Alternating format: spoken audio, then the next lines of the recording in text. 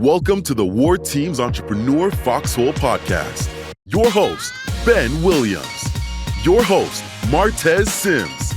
Where military veterans and business discuss critical issues to win on the battlefield of entrepreneurship.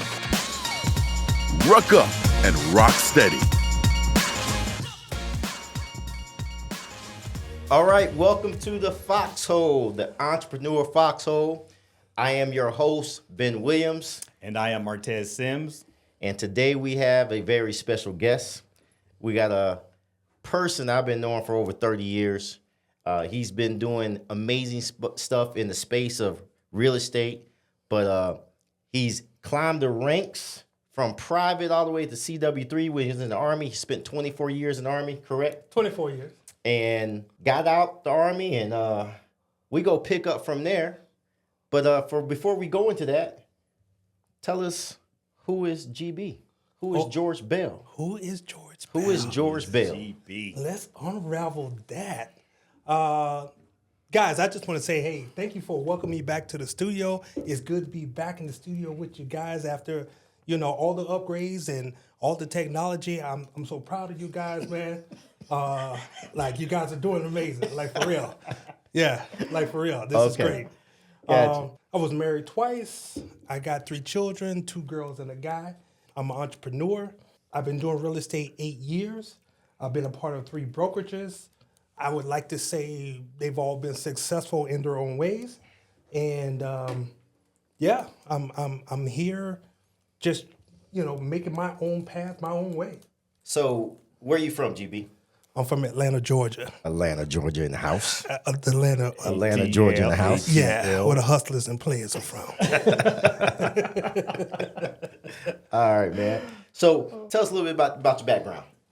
Okay, so my father was military as well. We spent a lot of time in Georgia.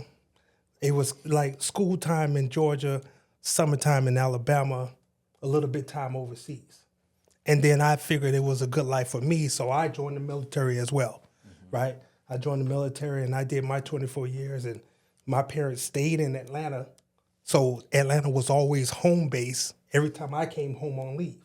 So that was that. And then as they got older, the city got a little bit too fast for them, so then they retired to Alabama. And so that's where they reside at now, and God bless them. They're almost...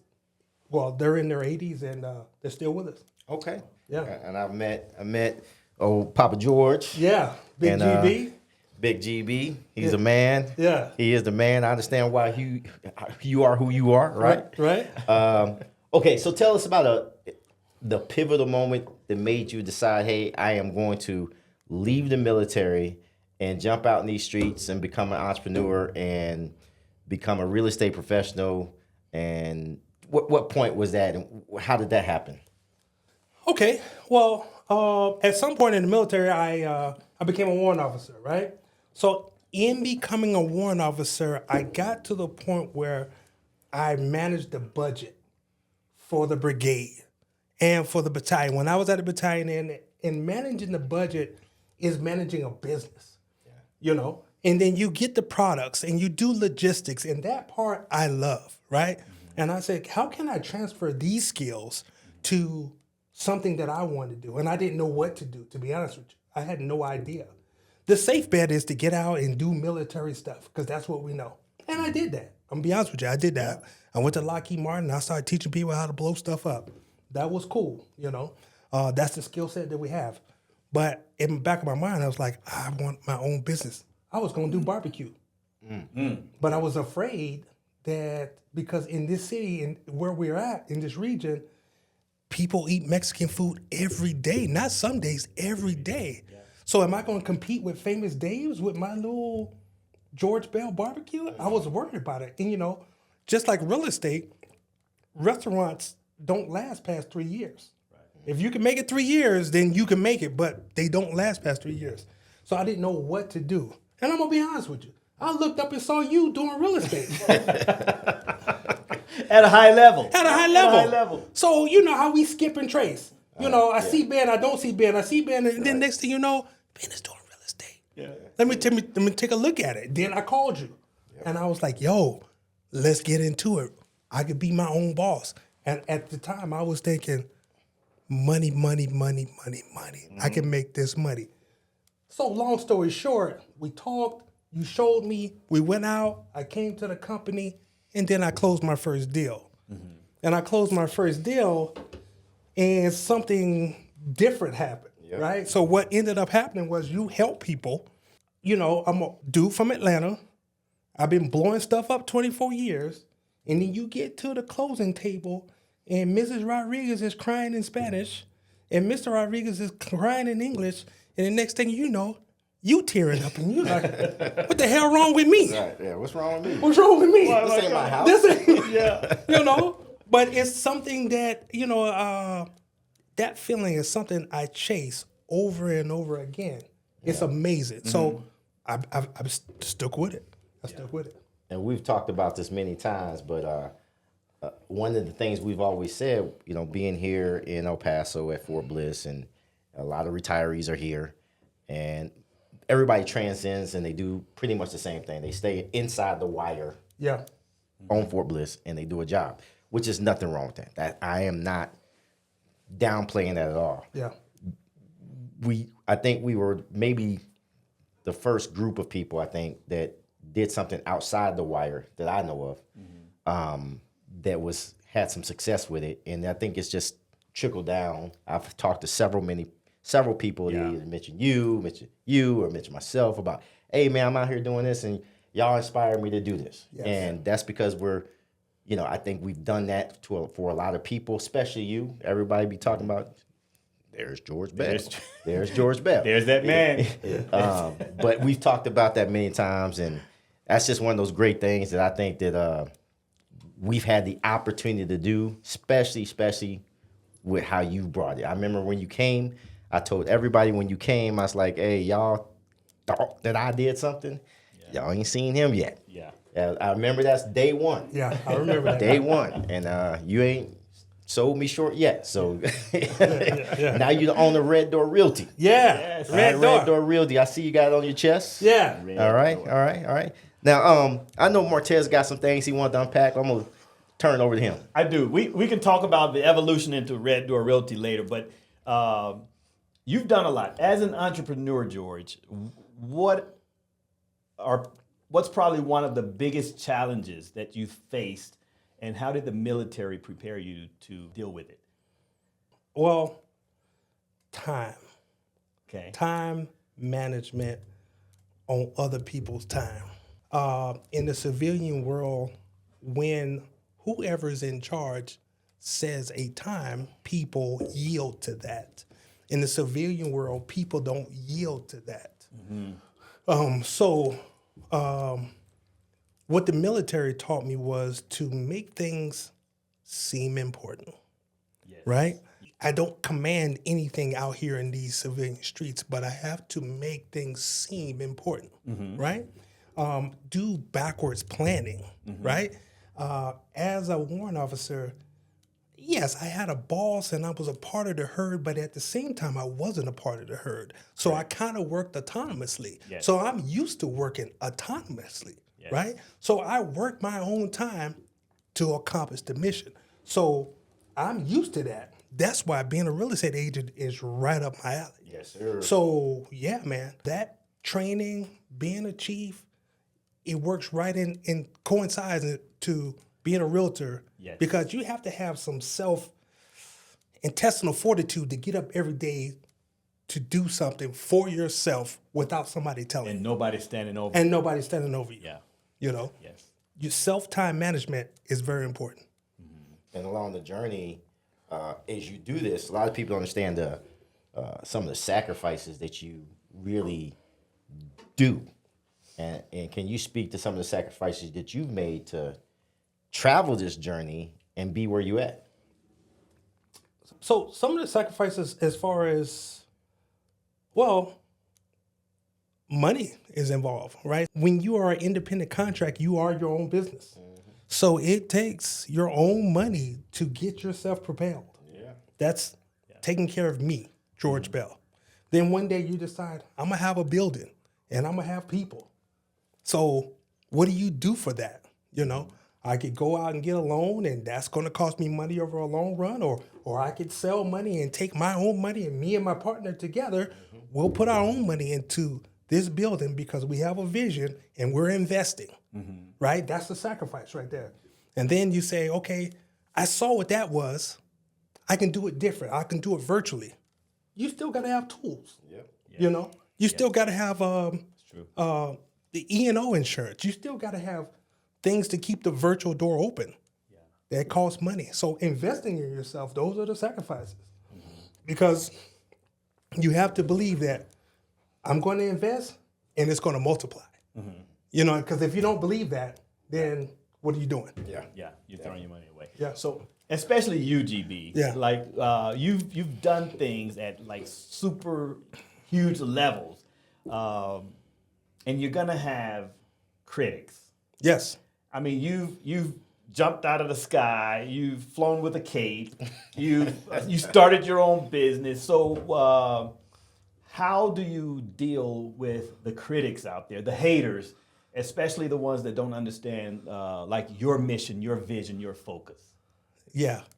There is a term on one of the movies in Star Trek, and it says, the needs of the few outweigh the needs of the many.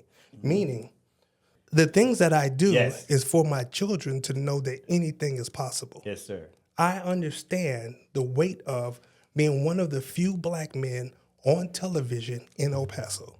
I understand the weight of being the few black men on a billboard in El Paso. Yeah.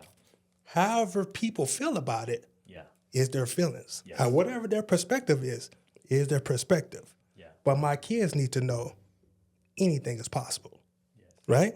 That's right. Absolutely. That's what I do it for. I love it, man. Love it. Yeah. So the legacy piece of this, if you wanted to speak to the legacy piece of what you're trying to do, would you like to speak to that? Well, not only, I serve everybody and I want everybody to be happy, but I'm going to tell you there's nothing more amazing to me than, and I understand that the population of black people in El Paso is about 3%-ish. If that. So when I go into the Fort Bliss or First Light Credit Union on the northeast side of town, and an old black dude looks at me and he gives me that nod like, way to go, brother. I know I did something right. You understand? We don't have to talk a long time. Yeah. He said, you that one brother that jumped out the sky, huh? And I said, yes, sir. You're doing a good job. And that's all I need. That's it. That's it. Yeah. That's everything. Yeah. That's everything to me. So, but other than that, I think I started, I don't want to say I started, it's like who started rock and roll? You could say Chuck Berry, you could say Little Richard, you could say whatever. But I know that before I showed up in real estate, people were just standing and delivering. Hi, I'm John Brown, and I'd like to sell your house. Mm-hmm. But then when I came and started doing the things that I was doing, people said, okay, I got to do something different. I got to do something different. Yeah. Technology showed up. AI showed up. Music showed up. And we started to do stuff. We stepped up our game here once I started doing those things. Am I the architect? I don't want to say I'm the architect, but I know I'm a cog in the wheel. I hear you. You understand? I know I'm a cog in the wheel. Yes. Now, I got a question, one more thing. What's the future like for you in Red Door Realty? What do you think is going to happen with where you're going? Where are you taking it? Okay, so I'm 53, going to be 54 year. And I'm starting to look at the retirement window. Oh, yeah. And so what does the retirement window look like? Mm-hmm. I'm looking at opportunities for passive income, right? I've been on stage and got a lot of awards. I've done that several times. That's cool. But, being in the military, we're used to getting promoted every 2 years. Nobody's going to promote us out here in these streets, so we got to promote ourselves. You understand what I'm saying? Right. So I'm always looking for what's next, and I got to give myself the what's next. So I say that to say, when I opened up Red Door, I was kind of solo. Then I took on a few people and got them trained. And so now they're off doing bigger and better things by themselves. And so now I'm back solo, and I'm moving towards doing flips and accumulating properties for rentals, for my own rentals, not their rentals, but for my own rentals. So I'm moving towards that manner. And what I'm going to do is build a team of referrals. Instead of having agents that's actually in Red Door Realty, I'm going to have a team of referrals. Okay. You understand what I'm saying? So, there's a book I've been reading or have read. It's called A Company of One. And so smaller is bigger. As they say, orange is the new black. Smaller is the new bigger. Okay. Right? Yes. And for me, I'm moving toward, well, not moving, I have moved towards a one-man band. And I think, and I'm still going to be virtual, probably rent out a room here and there, but but just an army of referral team plus flips and acquiring property that I can rent because it's time to get ready to get that passive income coming on a regular basis.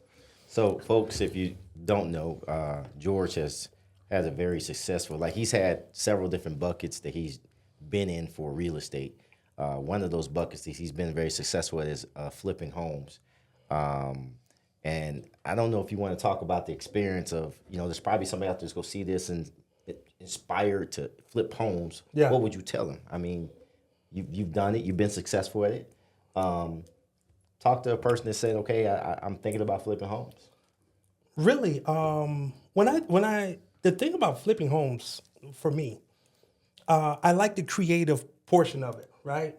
You find a home that's, well, the home is not always in distress, but a lot of times the seller's in distress. Right. Ultimately, the seller's in distress, and sometimes the home is in distress or both. But you find a home and you take it from the situation that it's in, and you're going to do some flooring, you're going to do some paint, you're going to upgrade the AC and upgrade the electrical and plumbing. Put it back on the market at a fair price. That creative process, man, it just gets my juices flowing.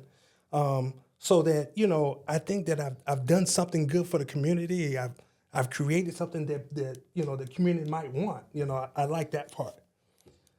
Then there's a purchase, and there's a profit. Now for me, I've put my energy into one house, which may lead to $25,000 to $30,000 in profit on average. I've made 5, I've made 50, but on average, I'm 25 to 30,000. Have you ever lost? Yes. Okay. You don't win without losing. Correct. Okay. But I have lost, meaning I don't want to say I paid out of pocket. Yeah, I did pay out of pocket because you end up paying holding costs. Yes. Right. Right? You pay holding costs, and this house you think is beautiful, and the buyer just didn't show up. And 5 months goes by, and you're like, I don't know what to do. What else do they want? I done dropped the price. I got granted everywhere. What else they want? I remember I think you had one house, if I'm correct. You was hesitant to get it at first, but I think you end up getting it, and it had 2 bedrooms. 2 bedrooms, 2 baths. And that's the one. Yeah, it took a long time. Yeah, that's That's me. the loss. I've kind of sat and watched on the sidelines. I think that's the one that, to me, I think you probably learned the most through. Huh? Yes. Yep. Okay. Yeah. Is that the one you talked about? That's the one I'm talking about. Okay. All right. That's the one I'm talking about. So I'm never going to do a 2 bed, 2 bath again. Okay, that's something to know. That's something to know. Yeah. Yeah. Now, there is a builder out here that's building 2 bed and 2 baths. In TDE 90, they building 2 bed and 2 baths. Wow. It's coming back. The 2 bed and 2 baths is coming back. Yeah, it's crazy. It is. I had said I'm never going to do it, but it's coming back. Why?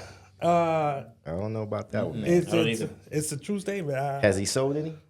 I don't know.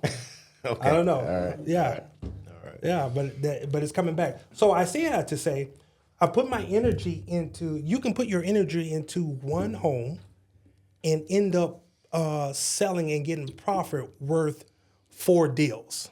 Okay. You see what I'm saying? I do. It's a profit worth of 4 deals on average, and that's what I like about it. Yes. And so if I'm putting my energy into one, I got contractors going, and I put my energy into one, and I get 4 deals, it allows me to do more family life stuff, right? Yes. I got a kid getting ready to go to college. I got a kid still in high school, so that allows me to do more dad stuff. Yeah. That's what the flip gives me. Gives me time back. Yes. So for that United States Army chief warrant officer out there that's getting ready to retire, Yeah. and he's thinking about coming into real estate. He's got 3 kids. Yeah. You know, they're adults. Some of them adults. Some of them kids. You know, just like you, GB. Right. What do you say to that person? Well, I say to that person that I say to anybody, there's nothing easy about real estate. Yeah. It looks sexy, it looks glamorous, but there's nothing easy about real estate.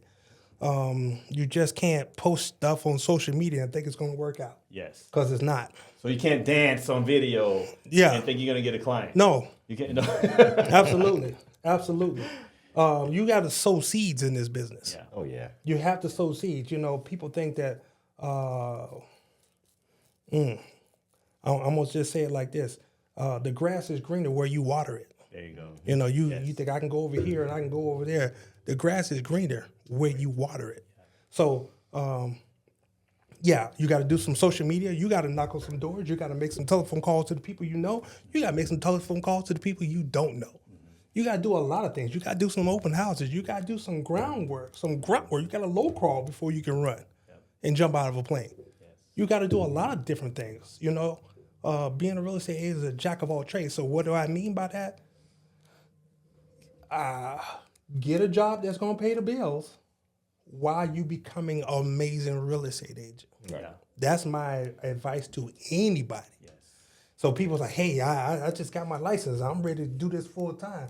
I was like, whoa. Whoa. Think about that again. Think about that again. Yeah. I'm gonna close this out with something real quick. I just want to get one last thing. Okay. For somebody that doesn't know how to connect with you, how do they get a hold of you? Oh, how do they get a hold of me? Okay.